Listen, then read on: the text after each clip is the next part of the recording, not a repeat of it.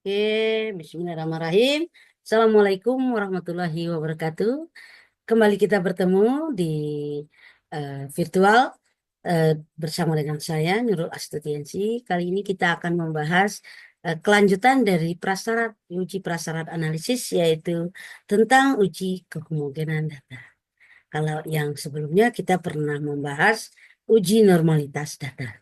Nah, sebenarnya uji homogenitas data itu juga sama pentingnya karena ini adalah salah satu prasyarat ketika kita menggunakan statistik parametrik untuk melakukan pengolahan data penelitian.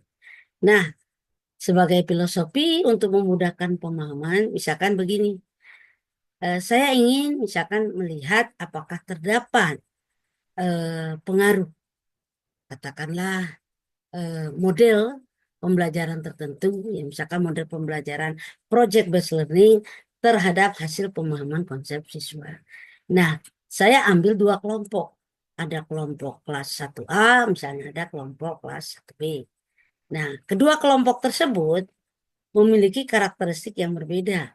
Kelas A itu unggul, kelas B itu katakanlah kurang unggul ya, atau tidak unggul.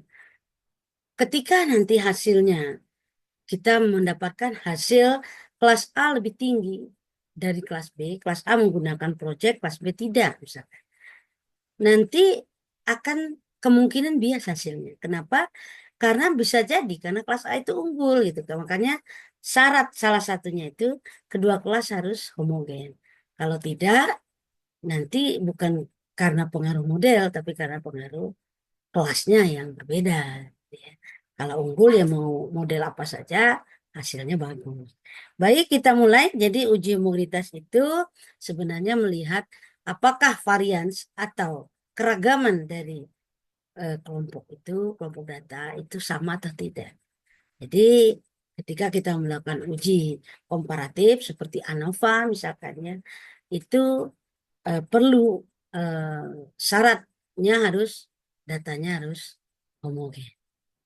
Nah, di dalam pengujian uji homogenitas kita menggunakan uji Fisher ya. Jadi caranya seperti apa? Kita mulai dari langkah pertama seperti biasa, kita membuat rumusan hipotesis.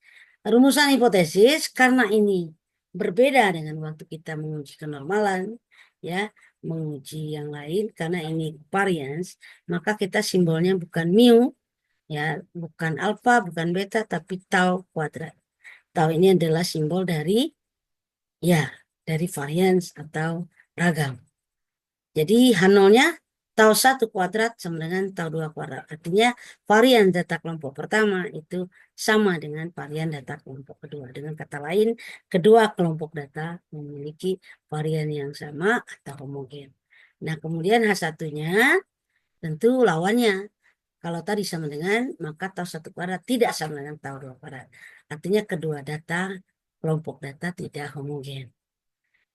Nah, selanjutnya kita tentukan alfa untuk membandingkan dengan F tabel seperti biasa yang kita bahas. Jadi pertama, misalkan alfanya nanti berapa, kita hitung derajat bebas pemilang, derajat bebas penyebut untuk melihat tabel Fisher. Nah, sekarang derajat bebas pemilang itu adalah N1-1. Jadi N1 di sini bukan berarti kelompok data pertama. Ini hanya simbol. Juga demikian dengan derajat bebas menyebut itu N2 kurang 1. N2 di sini bukan berarti kelompok kedua. Jadi saya tulis di sini N1 untuk pembilang ya. Itu banyaknya data kelompok yang memiliki varian terbesar. Jadi kita hitung dulu. Dua data itu kita hitung. Rata-ratanya berapa. Variansnya berapa. Nah, yang terbesar itulah nanti sebagai derajat bebas pembilang. Ya, kalau yang kecil itu derajat bebas untuk yang penyebut. Ingat, pembilang itu yang terbesar. Nanti seperti biasa kita tolak H0 atau kita terima H0 kalau F hitung kurang dari F tabel. Berarti dia homogen kalau terima. Nah, kemudian kita hitung nilai F-nya dengan menggunakan rumus. F hitung adalah varian terbesar dibagi varian terkecil. Gampang ya. Kita hitung aja variansnya. Varian itu kan S kuadrat ya. Itu sama dengan sigma XI min X bar kuadrat per N ya. Ini kan sudah dipelajari di statistik dasar. Nah, sekarang coba kita lihat. Ada dua buah kelompok data. Di sini yang pertama jumlah datanya 8, N-nya 8. Yang kedua N-nya 9. Nah, nanti kita lihat yang pembilang itu kan yang memiliki varian terbesar. Jadi kita hitung dulu nanti variansnya. Nah, kita hitung rata-rata yang pertama itu 5,5. Ini ya, data A8, data kelompok B9. Kemudian rata-ratanya yang kelompok B 4,2. Nah, sekarang kita hitung menggunakan rumus. Varians kelompok A itu 6 dapatnya. Varians kelompok B itu 3,4. Nah, yang besar ini berarti kelompok pertama. Sehingga derajat bebas pembilang itu N yang kelompok pertama karena dia varian terbesar. Kebetulan dia N1. Tapi tidak mesti N1. Karena bisa saja dia di N2. Yang jelas dia varian terbesar. Jadi derajat bebasnya nanti 8-1 ya untuk pembilang. Untuk penyebut 9-1. Nah, kemudian kita langsung ya. Ternyata F tabelnya kalau tadi yang pembilang kan derajat bebasnya 8-1. Yang penyebut 9-1. Mungkin kalau lupa bisa dicek materi kita pada mata kuliah materi ANOVA ya, pas satu jalur. Ini biar ingat kembali mencari F tabel. Ternyata hasilnya 3,5 itu untuk F tabel. Nah, kita hitung F hitungnya kan yang varian terbesar dibagi yang terkecil. Tadi yang terbesar kan 6, yang terkecil 3,4. Kita bagi, dapatlah hasilnya 1,7. Kita bandingkan, ternyata 1,7 itu di bawah 3,5 atau kurang dari 3,5. Dengan demikian, karena F hitung kurang dari F tabel, berarti dia homogen. Kedua data memiliki varian yang sama. Artinya sebarannya nanti itu dianggap dia datanya homogen mengikuti populasinya. Nah, sekarang ketika kita sudah tahu datanya bersifat homogen, maka kita bisa melanjutkan ke uji analisis selanjutnya jika diperlukan.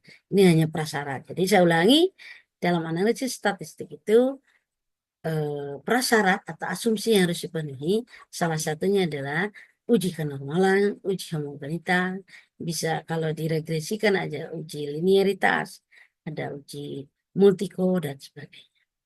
Nah, demikian untuk materi uji homogenitas data. Kalau ada pertanyaan silakan nanti kita lanjutkan materi berikut. Oh, jadi tadi kita belum ini ya, apa namanya? Kita lihat ininya sepertinya ini ada yang ketinggalan. Jadi ini tadi kalau dia misalnya lebih dari satu.